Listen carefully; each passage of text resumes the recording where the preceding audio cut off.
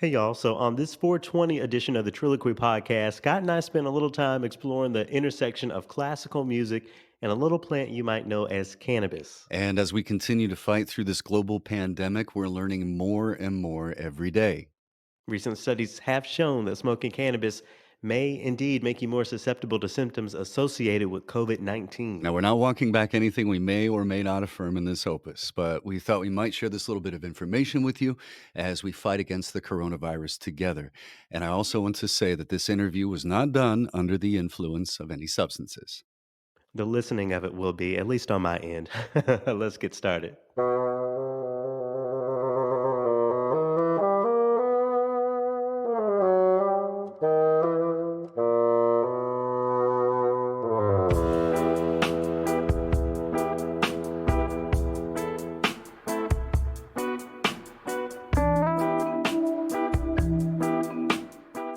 I'm Garrett McQueen. I'm Scott Blankenship. And this is Trilloquy, true and real stories from the fringes of classical music. Scott, the 420 opus of Trilloquy. How do you how do you feel about tying in cannabis with classical music?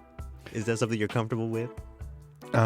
I think that people are going to find out through the conversation that's coming up is that it's a lot more prevalent than you want to think. Probably so. The guest that we have on this opus of Trilloquy is John DelVento. He's a music educator turned composer from the East Coast. He predominantly writes for TV, but he has some really strong opinions about the way we treat music education, the way we siphon off certain cultures within music education, and he even in the conversation goes into how cannabis is a part of his life and how normalizing that within music can be a really good thing about normalizing it across the board. So I was really happy that he was open and honest about about his relationship with that drug. Well, sure, but I also have to ask though, you've mentioned a number of times about how you've used beta blockers.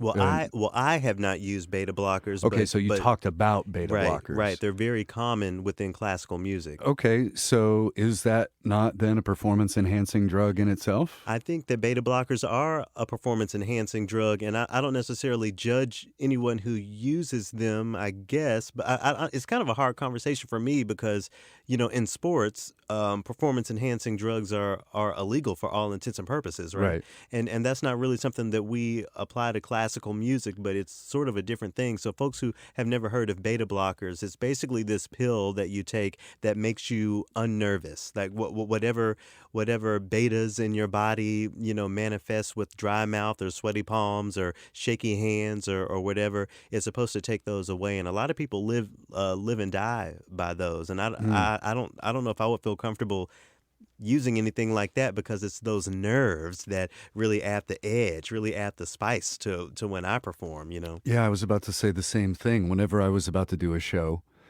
those nerves is what got you going and got you Right. started. Hook the audience first with energy. And then as the performance goes on, then you loosen up, you quit sweating, and you're in it, you Yeah, know? yeah. And then, of course, as cannabis legislation changes across the country, so does its relationship with classical music. Everyone thinks about Colorado when you think of legal weed, right? Mhm. And I remember years ago for their outdoor concerts, they were encouraging people to come with their marijuana to come listen to these concerts. And Classical concerts? yeah, yeah, and, Huh. and and people may consider that sort of a fringe sort of thing, some out there sort of thing, but there is a relationship not with just cannabis and classical music historically, but drugs and classical music. Probably I've probably mentioned it on the podcast before, but when at my former station down in Knoxville, every 420, I themed all of my shows, but 420 definitely got its own themed show, and there are specific pieces of music that you can attach to that. One is by a composer named Sergei Lyapunov. He doesn't have a very common name, but he wrote what he called an Oriental fantasy, quote unquote. Now that O word is one we Mhm. don't really use these days, but he was talking when you see that word in classical music, especially by the Russian composers, they were talking more about the Middle East. So Right. his sort of Middle Eastern fantasy was nicknamed the Hashish Symphony, and you can sort of hear that sort of stereotypical, curtains and veils and incense and Low light. cannabis sounds in the music. Yeah.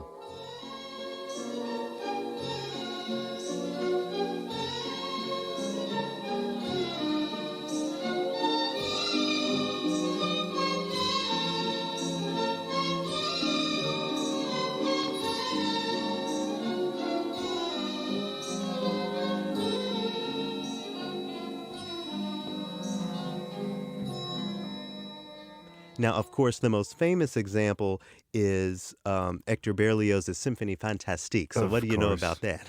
Lots of opium. I mean, Lots of he was opium. straight up tripping. He was tripping balls. And this isn't the LSD episode, so I'm not going to get into that and my experience therein. But you have to be tripping a bit to write a piece of music about there's an excerpt of the Symphony Fantastique, where he musically depicts a guy yelling out his final cries before this guillotine comes and chops his head off, and there's even little blips and pizzicatos in the strings that depict the rolling of his head before that final fanfare.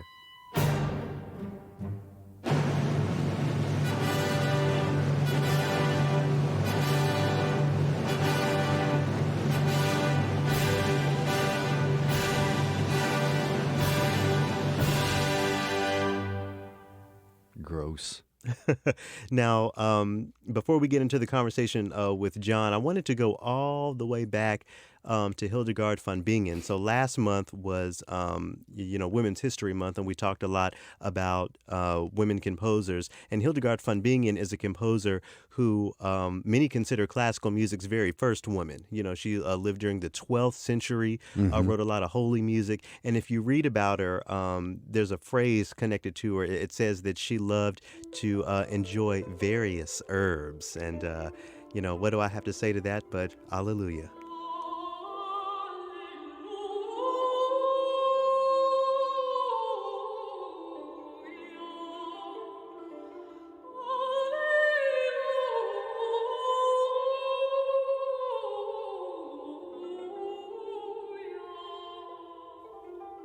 So happy 420, everyone, to folks who celebrate. If you don't celebrate, happy 420 to you as well. I think in the coming years, we'll see cannabis normalized more, not only in classical music, but across the board.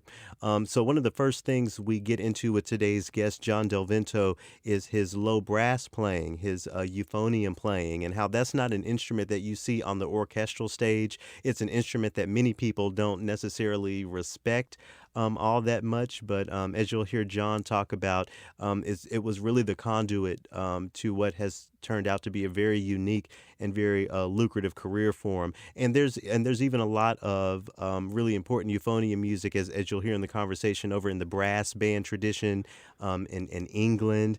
And there's a piece of music by Hugo Schmidt in that category called The Devil's Tongue. Since we're talking about the devil's herb a little bit today, I thought it might be cool for us to sample a little tune called The Devil's Tongue as we transition into our conversation with John DelVento.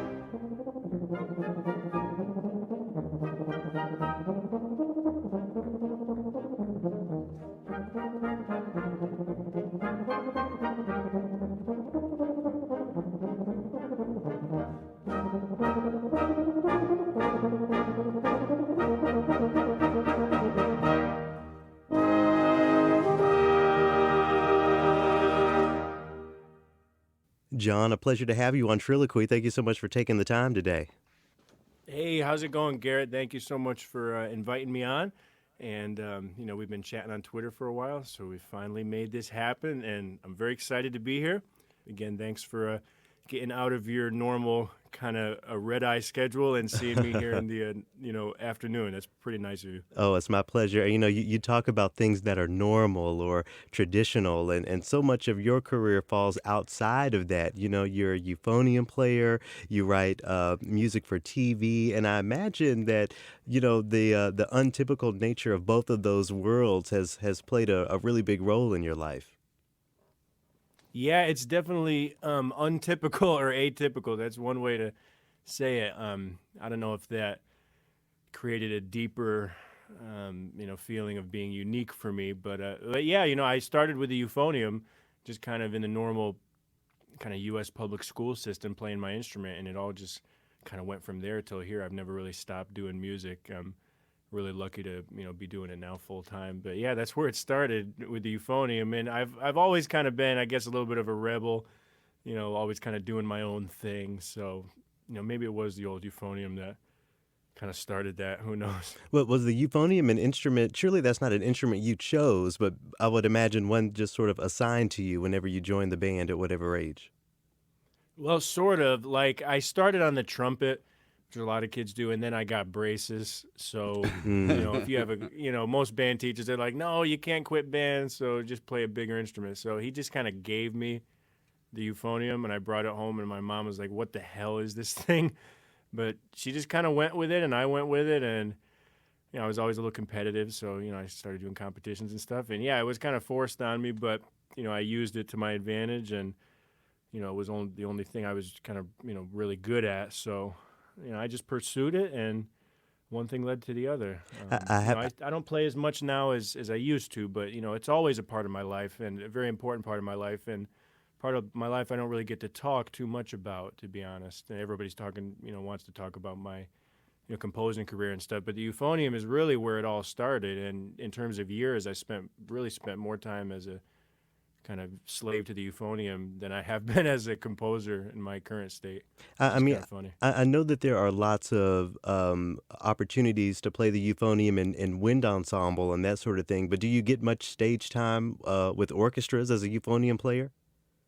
No, and we kind of know that going into it. So when I went to conservatory, I double majored in performance, but I also majored in music ed. So I had a strong music ed education, so I never worried about kind of not having a job.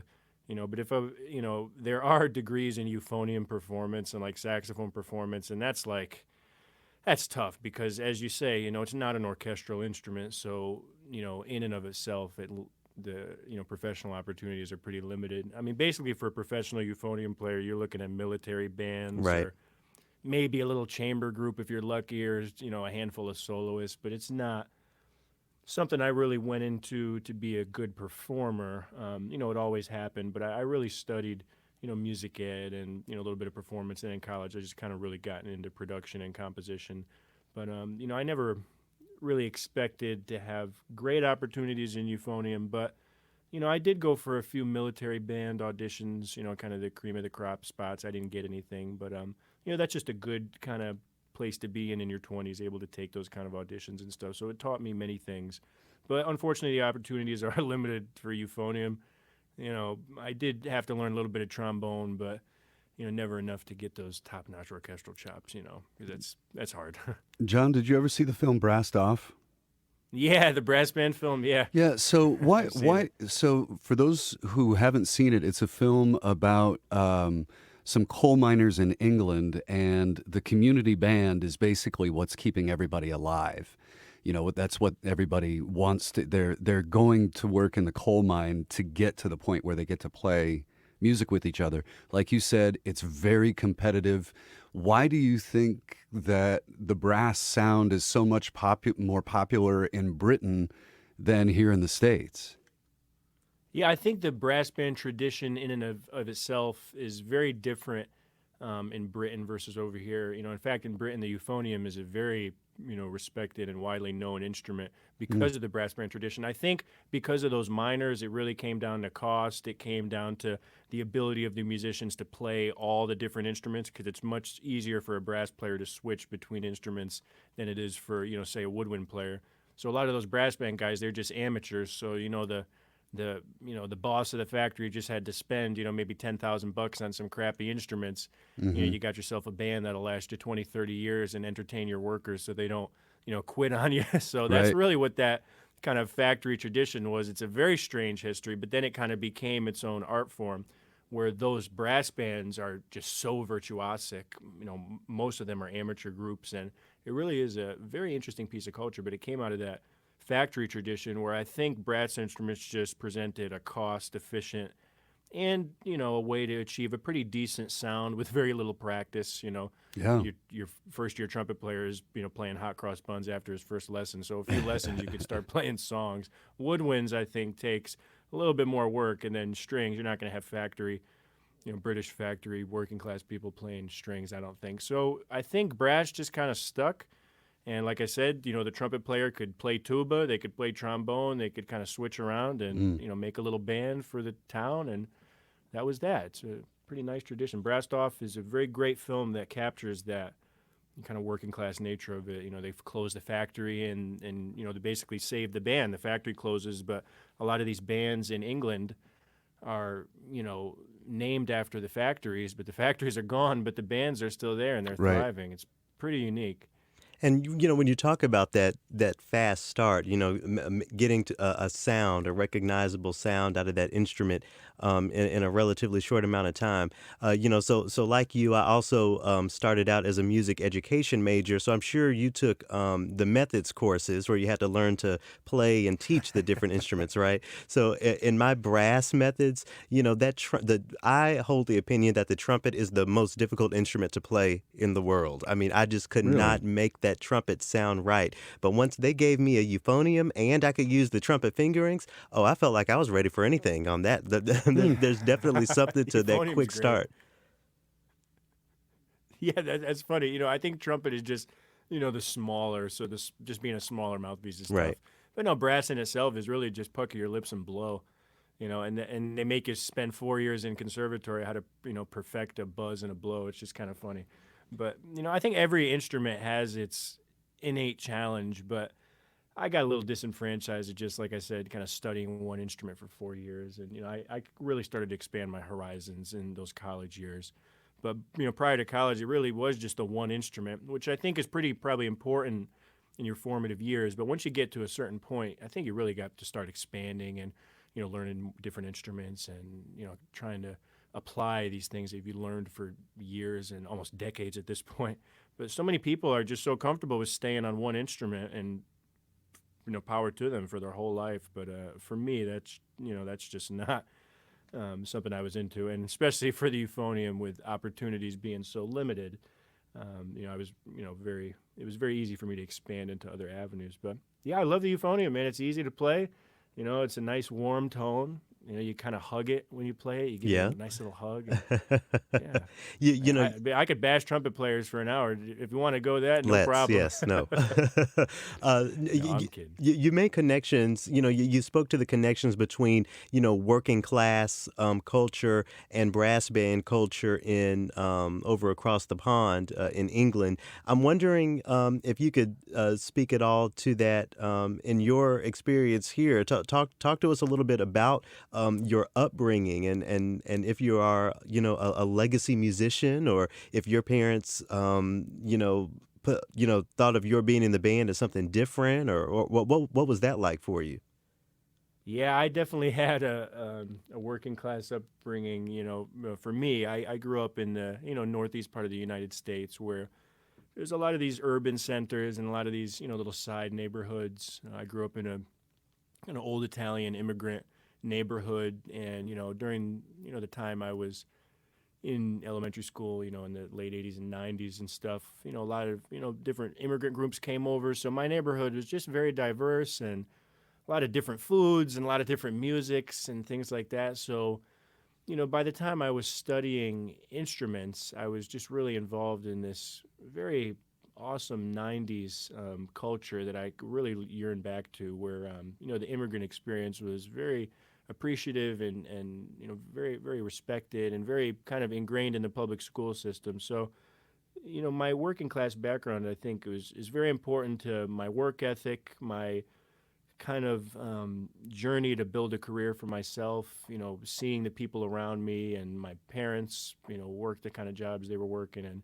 being able to at least get me that $300 trumpet and kind of work my ass off, and, being home alone with nothing else to do besides my instrument, not being able to afford video games. These are things that were part of my background that I think really helped shape me, things I don't get to talk about a lot. So I appreciate you bringing that up, because I try to be a very inclusive person. I try to learn about all different types of music and styles of music, and that really started in my upbringing. Just my neighborhood was awesome. We would go have adobo chicken one day and then have like tikka masala the other day, made by like the grandmas straight off the boat, like the best Right on. food.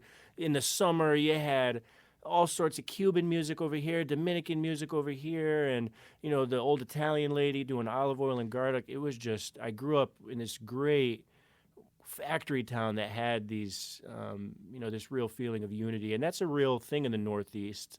And part of that is, hip hop as well. So hip hop was always a big part of my life. So, music's always been there for me.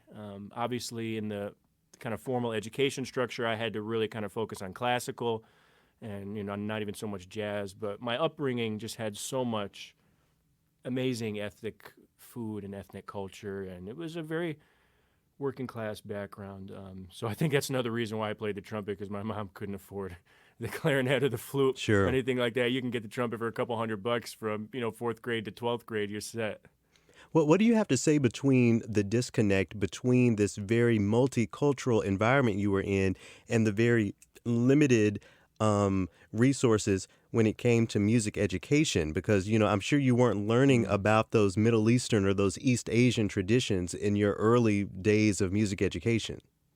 Oh, man, this is one of the big things with me. And since I've left the system, I have no problem ranking on it. Like, the amount of money I spent on that fucking college education, where you're learning about these white-haired guys, and you go in the general music classroom, and the teacher's got those stupid posters about Mozart and Beethoven. Like, I was in it.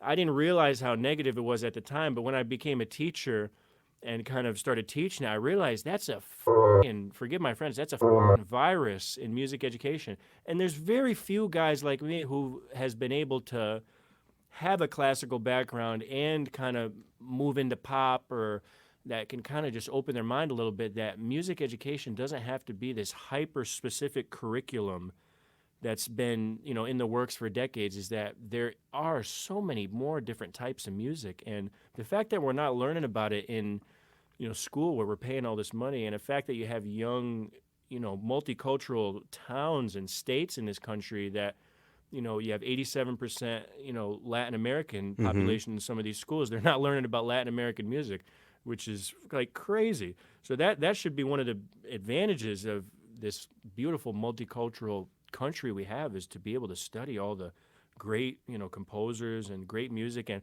the great modern music and even jazz. I mean, we barely have jazz in the music education curriculum, and that's like, that's old school. I mean, so music education is very far behind. I put about 5 years as a public school music teacher, and that's about as much as I could take. I mean, there's a lot of work that needs to be done. I will gladly, try to help with a little bit of that work, but I think it's a real uphill battle to modernize music education. I think what happens is you just have individuals like myself or you, Garrett, or just there's a couple kids in every class that just kind of teaches themselves or kind of goes on YouTube or just kind of figures out how to become a musician. I don't think it's ever going to come down to a teacher, having a better curriculum. You're always going to have those superstars in the class that will always go for greatness. But we should take those dumbass Mozart posters down and Beethoven posters down, because they're still up. Go to your kids' music class, people that are listening. They're going to have those posters. Maybe it's Tchaikovsky, but it's going to be an old white guy. And these are things that I really, really am passionate about.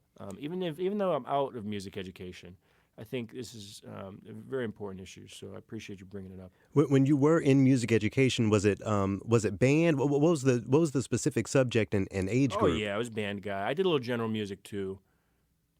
General music is where I saw more of the kind of curricular deficiencies. That's when people don't know what we're talking about. General music is where, from elementary school, kindergarten through fifth grade, kids will have like 1 or 2 music classes a week. And that's the one time these kids in their developmental changes get to experience music. And when I was teaching, I used to have these cool listening assignments and have them dancing to hip hop and doing jazz. And I put the Duke Ellington posters all over the place. And, more modern musicians. My classroom was great. And then the principal or the district people come in and say, that's not kosher. I said, are you kidding me? So there's even pushback to a lot of these, what I believe are positive things. So I've always been a rebel. I've always tried to be a little out of the box, but I've always tried to have research and logic and reasons behind, the music I write or the decisions I make or when I was teaching, the educational decisions I made. But I did get a lot of pushback because, school districts tend to be, research shows about 20 years in the past. So probably in about 2040, they're going to be learning about, probably Dr. Dre and Snoop Dogg, kind of like how they teach Wynton Marsalis. He's like at the end of the music history book. And then you have Wynton Marsalis. He's a cool guy. In 2040, it's going to be Snoop Dogg and Dr. Dre. These schools are just so behind, especially with music education. And by that time, it's the educational value of Dre and Snoop Dogg will not be as important as if you taught young kids about them today. Like, here's someone that's creating their own music. Now, let's open up our iPads and make our own music. Right. That's music education, not singing folk songs. And this is 100% my opinion. Well, but what is hip? And we're going down a little rabbit hole here. But what is hip hop other than American folk music? If you really think about it, it's folk music that was born out of the parks in New York, and the tradition sort of spread. So even on that side of the argument, I think there's some validity to it, because we teach the folk songs that inspired Mozart's Turkish rondo and all that sort of thing, but we aren't acknowledging hip hop, or even I'll go all the way to Negro spirituals, as folk music that's equally valid and should be treated equally valid in curriculums. Well, I think it's kind of weird. Middle school chorus is this weird genre where they sing a lot of these African spirituals and stuff. You ever notice that? Like 7th and 8th grade choirs sing a lot of these spirituals, and they sing a lot of gospel music. So that's something that's kind of nice. But you're definitely right about the framing of it being folk music. I've never thought of it like that. That's actually pretty interesting. But something I've used when I was teaching and framing is that idea of American music, is that jazz should be taught because it's American music. Hip hop should be taught because it's part of the American experience. So whenever I've had to defend my educational decisions when I was teaching, I would kind of frame it as an American thing. But to frame it as a folk thing, I think is even better. That's a very keen way to frame it. I like that a lot. Several months ago, I had a woman on. Her name is Quanice Floyd. She grew up in New York, but got into music education down in D.C. And when she started to integrate go-go, their local music, into her music education classroom, that's when she got lots and lots of pushback. And eventually, that's the straw that broke the camel's back. She left music education and went into arts administration. I wonder, in your 5-year tenure, if there was a point in which, a specific point in which you said, what, this is enough, I'm done. Was there a straw that broke the camel's back for you? No, I don't want to be like that stereotypical ex-teacher. I think what happened with me is that my music composition career got too big. And just as necessity, it needed to become a full-time thing. And that was always my plan, is that I was going to teach and kind of do the composition thing on the side, and kind of as the scale tipped, as opposed to 50-50 income-wise, once the composing ended up kind of taking over my life, I would eventually have to leave teaching, and that's what happened. But I still was disenfranchised by a lot of the stuff we're talking about, but I was still very thankful and just loved my experiences I got to have with my kids, taking my kids to Philadelphia on the band competition trip, kids that couldn't afford it, kind of putting them, teaching them how to do fundraisers and things like that. I still do email chains with some of the students when I taught high school with. I'm still close with many of them. A few of them have their own music careers. So those kind of blessings you really don't have in other careers. So I don't want to bash the career too much, because there's a lot of special relationships you can make being a music teacher. But for me, I just had another career that ended up, paying significantly more, because music teachers, just the pay is so low for what we do. So for me, it was more of a positive reason to leave rather than a negative reason, if that sounds better. Yeah. You hear that so often of people leaving teaching, and in particular when the teacher is responsible for a lot of things that happen outside of the classroom, like a band director or a orchestral conductor might have to do. You talked about how far behind some of the classes are with music. Define the classical music canon for you. What composers do you consider to be integral to the genre, and how they relate to music for TV and film, like what you do? Yeah, so I think this is where me as a person, in my opinion, can almost be confusing and almost send mixed messages, is that I am really big on kind of modernism and pop music and music that could actually make money. But I'm also very respectful, and I revere the classical tradition. And, obviously I'm a little biased because that's kind of how I studied music. But I think it does have a lot of inherent benefits. So I think a lot of the composers that I mentioned earlier that I criticized, like the Mozarts and the Beethoven, I think they have to stay in the curriculum, but just kind of take the posters out of the wall, off the wall, and kind of use them as they should in the sense of a timeline. It's just that our music education is behind, that basically the last chapter of most of these books is, like I said, Wynton Marsalis in maybe the 80s. So I think a lot of these, great names, they happen to be white. It is what it is, but we have to study them. So I think, the great names like Bach, Beethoven, Mozart, they have to be there. But there also are a lot of composers, during that time that we could use to study,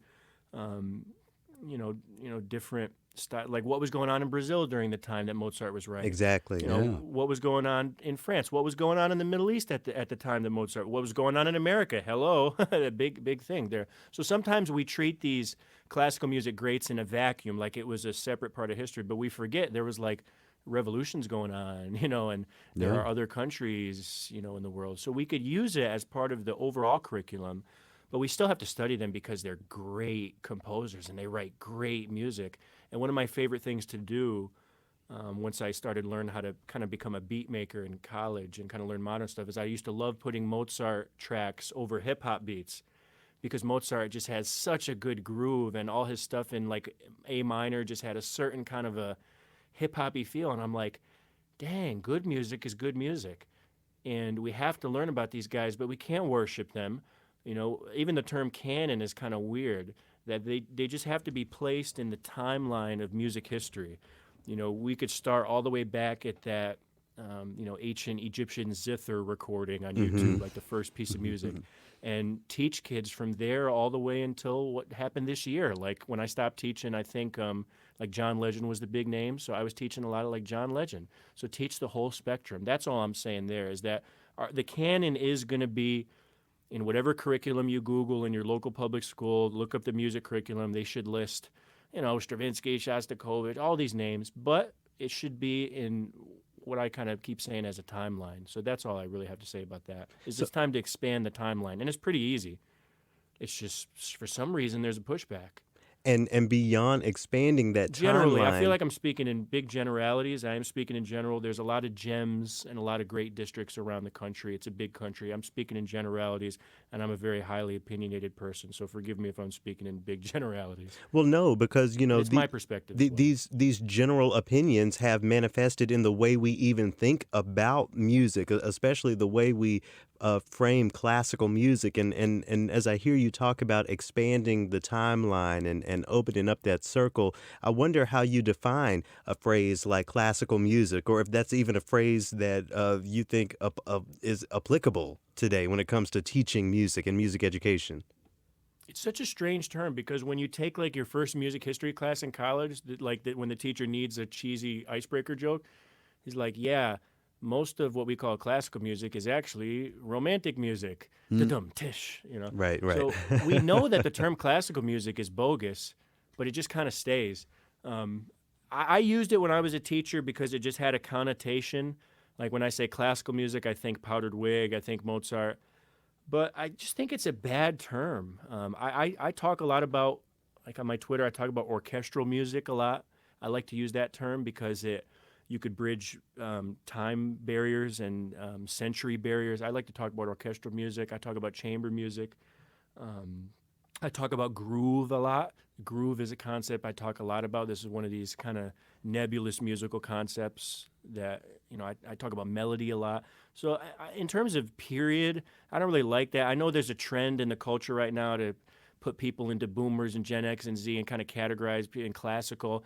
I don't think it's very productive. I don't think art history does that as much as music history. They have their minimalists and their romanticists, but that's more of a style boundary. It's not really a time boundary.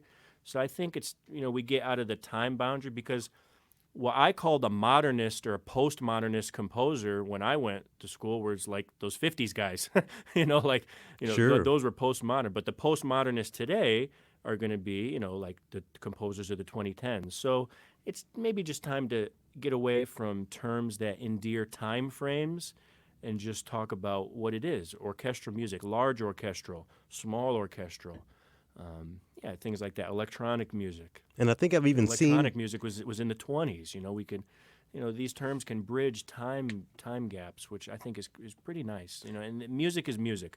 I've said it once: good music is good music, and that's what people don't get about me. Like, how can you listen to hip hop and listen to Mozart? Good music is good music, regardless of time frame. Absolutely. And I think I've even seen you tweet something along the lines of how the sound of orchestral music can be the conduit to so much more. And obviously there's orchestral music when we're talking about quote unquote classical music, but also those sounds exist in other genres. There's certainly examples of that orchestral sound that I could point to in hip hop, and then obviously in the work you do now as a composer. I want to transition a little bit and get the picture of your transition from music education and more on focusing on composition. Was there one big gig that happened, or did you finally say, "Look, I can make my living doing this, so I'm just going to do this"? Well, it's a little bit of both. Because I do mostly, actually exclusively TV music. So part of TV music is kind of generating royalties on the back end. So as you write music on more and more shows and people watch them, it's kind of like a retirement plan. It keeps going up and going up. So as that account kind of kept going up through time, that was like pennies in the piggy bank. That was a big motivating factor. But, I also just had one big gig that, I got a little lucky with. So I was able to take that lump sum and kind of, at least, get out, in a smart way. Because I never wanted to just leave the day job and be kind of that starving musician or be irresponsible. Because I think creatively, I always created better music when I was financially secure.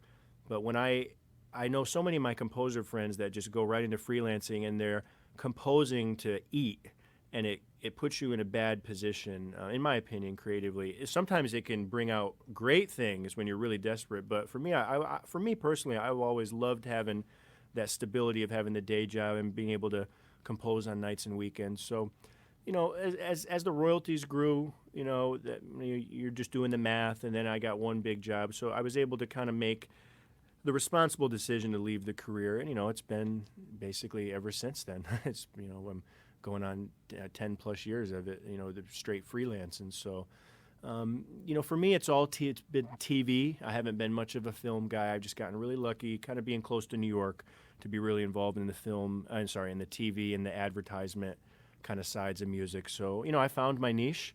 I really started getting myself in that niche in my last kind of year of conservatory, as I saw all my old kind of performance major friends get jobs at like Panera Bread and all that stuff. So I started to sail and like Eblin's and stuff. So I'm saying like, well, maybe I should get into music that really pays. And like, I used to watch 2.5 Men, and Charlie Sheen was like his big house in Malibu, and he would just had a piano. He was writing TV jingles, and I'm like, John Williams writes film scores. Like, it seems like film and TV is this kind of mysterious part of the music industry where you can make some pretty damn good money, but it's not very respected. Your professors will look down on you, but hey, it's pretty good. So for me, if there is a crappy reality show on TV, I probably write the music for it, and I have no shame for it because And that's the niche I found, man. And it's been a journey. So to answer the question, kind of basically, for me, it was more of slow growth.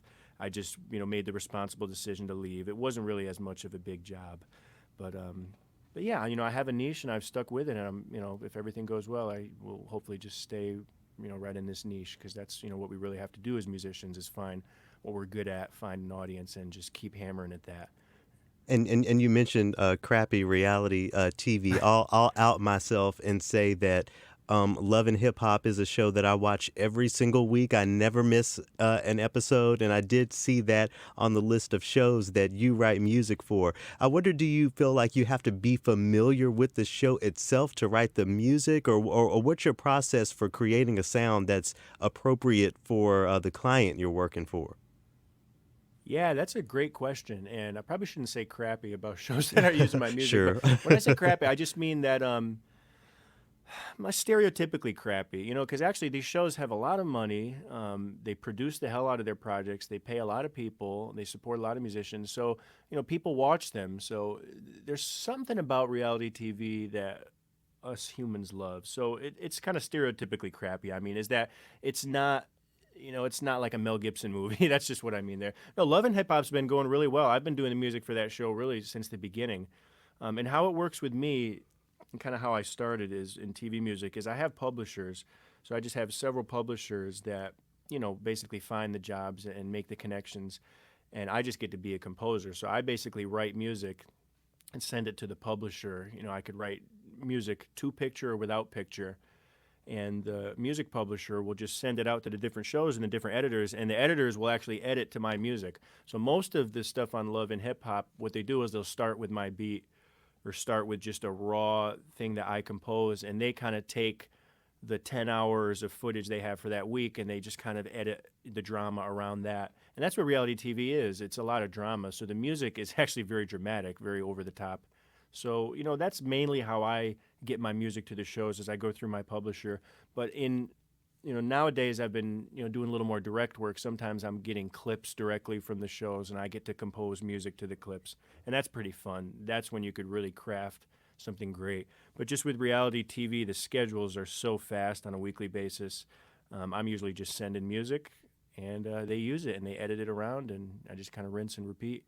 And just my publishers just happen to really be focused in this niche, so that's why I have so many reality shows that are using my music. There's really no specific genre. I've written music for Hunting Hitler, for Morgan Freeman, for Love and Hip Hop, for WWE SmackDown. Good music is good music, and you could put background music against any clip, whether it's The Undertaker tombstoning someone, or Kim Kardashian arguing with her sisters, or The Bachelor choosing his final choice. A little bit of background music will elevate that scene, and that's what I do. But most of the time, they're editing to my music, which is pretty cool actually. And it's one of the unique things about reality TV versus film, where the composer will work to the clip. Versus the other way, a lot of the editors I work with, they're working to my music, which is pretty cool. A music first approach. I like that.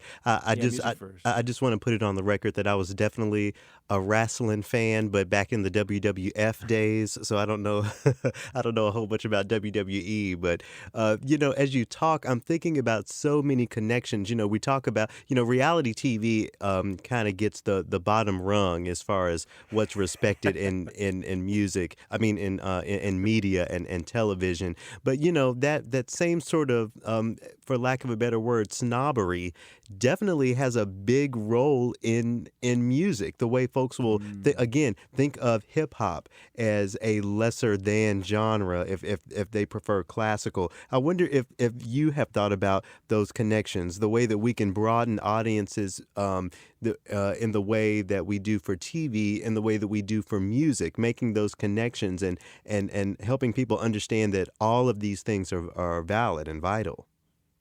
Yeah, and I was really lucky to have gone to the Hart School for Music, where contemporary music was very, very emphasized. And we had a lot of these kind of more modern recitals where people started to kind of ditch the tuxedos and ditch the dress and started to do those little apartment concerts and kind of Philip Glass-esque kind of hyper intellectual kind of music. That has its place and kind of, but it's just tough to innovate in any classical tradition. That I think the innate nature of any quote unquote, there's that word again, classical tradition, part of that has to have some kind of pushback, whether it's the medical field or the arts field or even literature. The status quo has to push back because that's what they have to do.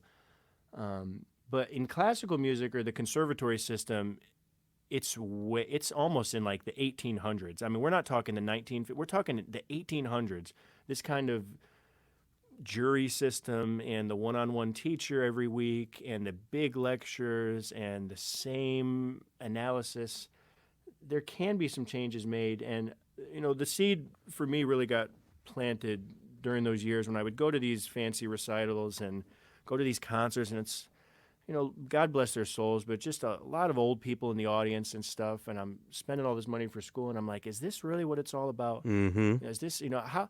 And then on the weekends, all us classical majors, we're going to the Meek Mill concert. We're going down to New Haven and going to these big, mosh pits and all these crazy things. I'm like, what are we doing? Like, what kind of music? Why are these things separate?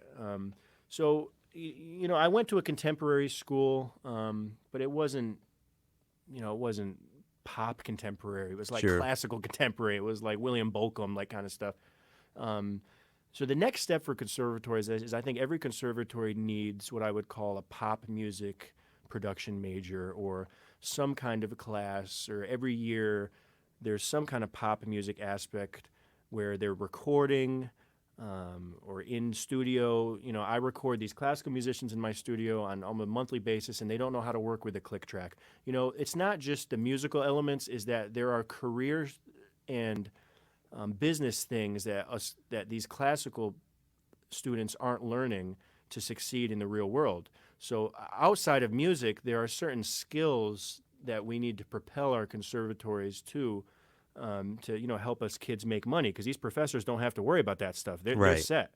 So for me, I did that for myself, and I got a lot of pushback, but I crafted a career that can be monetized and can be, heavily monetized, and a career that, you could actually do something with music. I would love to be, like Itzhak Perlman and doing great recitals like that all the time, but you can't do that. You have to craft, the skill set for the 21st century. And, conservatories are probably 80% there, but there's 20% that, really sets you apart. I mean, a lot of these, senior performance majors, they probably don't know how to hook up a microphone. Yep. I feel seen right now. Yeah, no, I'm kidding. But there's the snobbery in that I don't need to do that. There's a snobbery in the musical choice, but there's also a snobbery in the technology. When remote recording sessions started to become a thing, who were the snobs? It was the studio executives. But, when home studios became a thing and laptop producers became a thing, there were snobs. I'm probably going to be a snob in 20 years. The snobbery is always going to exist. And they don't like to be bashed, but, they do need to be bashed. It's part of moving art forward. I just wish, it would move forward a little quicker, because there's so many talented kids and so many, talented classical musicians in school that just need to be directed a little bit more to just to develop some modern skills, and they might be able to support themselves a little bit better. That's just kind of my take on the overall, kind of system that we have. It's a great system, but it's 2020, man. Yeah. And I always have to sit and wonder, how did we get here with this snobbery? I mean, to act as if a lot of the things that people wrestle with in their day-to-day life doesn't exist in classical music, I think is foolish. I mean, because a lot of the composers, like we're talking about that we revere, drank. They used drugs. They were womanizers. All of Great point. all of these negative things, and yet when you go to a concert hall, you're supposed to dress a certain way and act a certain way. How do we get past this, John?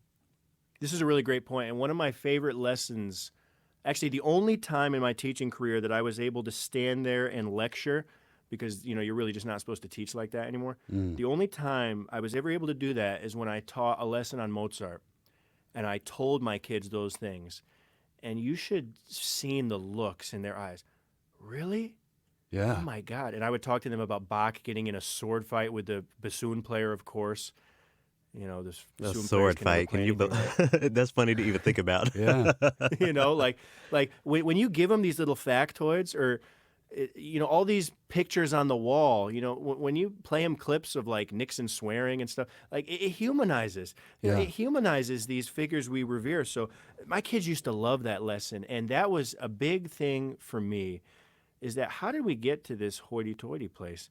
And when you get to the kind of upper echelons of classical music, everyone's doing drugs, everyone's partying. Like the professors are all lame in the conservatories, but they didn't make it. That's why they're professors. But they're trying to make all their students into these lame classical losers. But when you actually hang out with these New York Phil musicians, they're savages. I mean, everyone's doing drugs. They're all coked out. Everyone's smoking weed. I mean, come on. Everybody, music is music. Hip-hop producers smoke weed. The best classical musicians smoke weed. Hip-hop producers drink. The best classical musicians drink. I mean, there's a certain amount of partying and a certain amount of rebellion that is within music.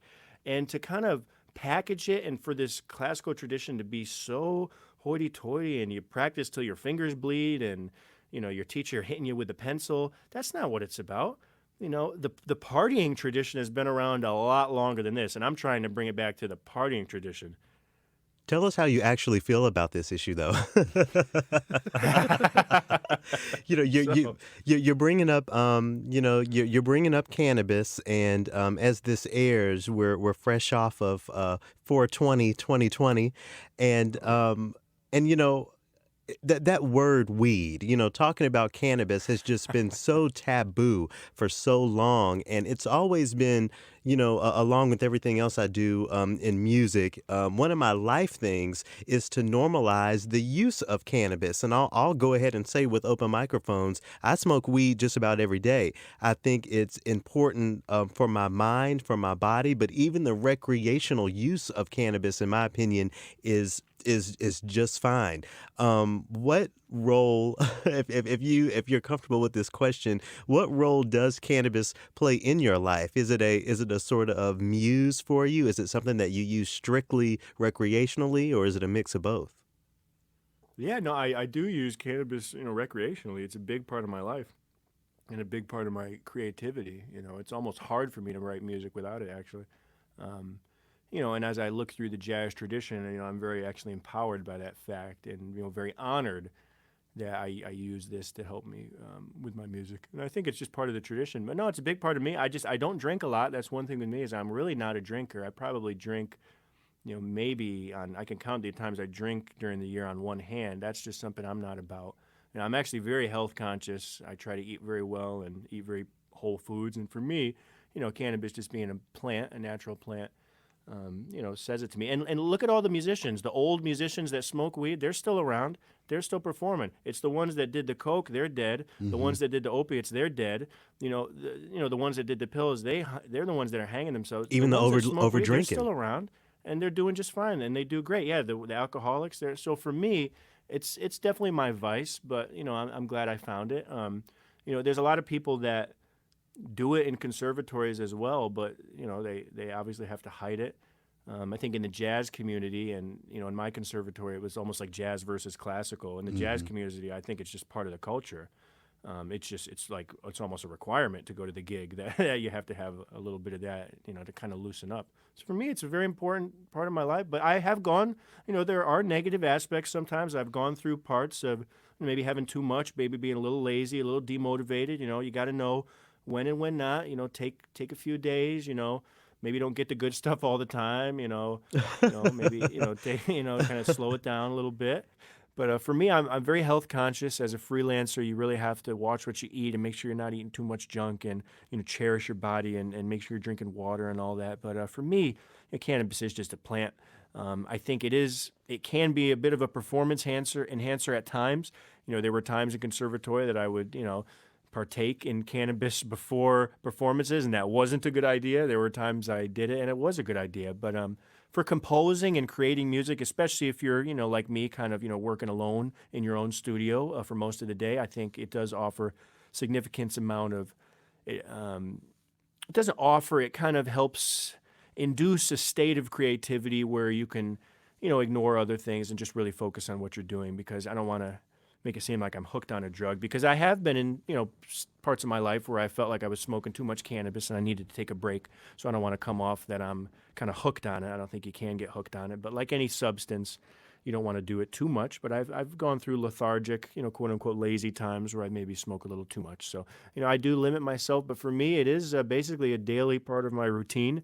I think it's the tradition of many of the great jazz musicians and even our great classical composers we study. A lot of them were just doing drugs and drinking and things like that. So it's a part of classical life. It's a part of my life, and I think it always will be. There's nothing to be afraid of. But, the conservatory system just tries to breed this hyper-serious, austere, it's like the professors are trying to turn you into a professor. And, that's something I really disliked. When I went to conservatory classes, I would kind of be maybe a little stoned, cracking some jokes in the back, and no one would laugh. I would make these kind of funny comments about, whatever, and no one would laugh. Everyone's so kind of stiff, because they're playing them. I'm just like lighting up. So that's why when I was in conservatory, I hung out with the jazz folks. I hung out with the, hip-hop producers in the audio department. I didn't really hang out with the conservatory types because there's a stiffness that's there. But once you get into the real classical world and, people are doing little drugs, they're a little lighthearted, everyone's cracking jokes, everyone likes to party. That's what it's all about. Music is a big party, so let's get let's make music a party again. So what do you have to say to all of the band directors whose ears you have right now concerning the normalization of this culture and the integration of more contemporary topics in music education? Yeah, this is a really good question. And there's actually a specific thing I have been working on with some other band director friends, is that a lot of schools are using the same band method book that I used, like Accent on Achievement or Standard of Excellence. There has not been a new band book for decades.